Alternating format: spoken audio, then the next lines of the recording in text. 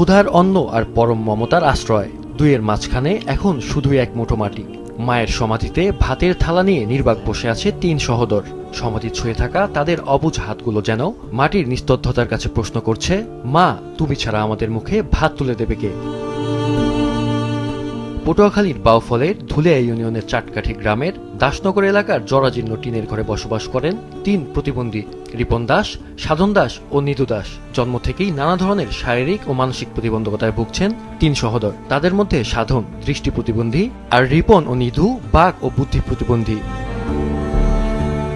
বাবা রতনচন্দ্র দাসের মৃত্যুর পর অসুস্থ শরীর নিয়েও সন্তানদের আগলে রেখেছিলেন মা সরস্বতী রানী, কিন্তু দীর্ঘদিন লিভার ও কিডনি রোগে ভোগার পর গত 19 মে তিনিও মারা যান। এরপর থেকেই কার্যত অসহায় হয়ে পড়েছেন তিন ভাই। ওনাদের মাও নেই, বাবাও নেই। বাবা গত 1 বছর আগে মারা গেছে, মা গত 15 দিন আগে মারা গেছে। তো মা মারা যাবার পর ওদের সময়টা খুবই খারাপ যাচ্ছে।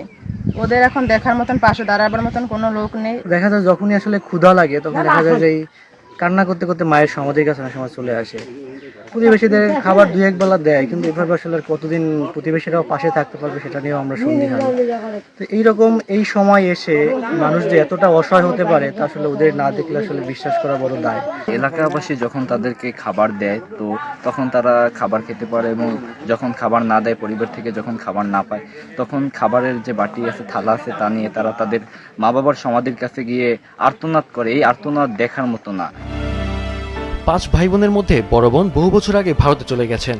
আরেক ভাই দিনমজুর হলেও 3 প্রতিবন্ধী ভাইয়ের দায়িত্ব নেওয়ার সামর্থ্য নেই। ফলে খাবার ও দৈনন্দিন জীবনযাপনে চরম সংকটে রয়েছেন তারা। আমরা পাশে আছি, থাকবো ইনশাআল্লাহ।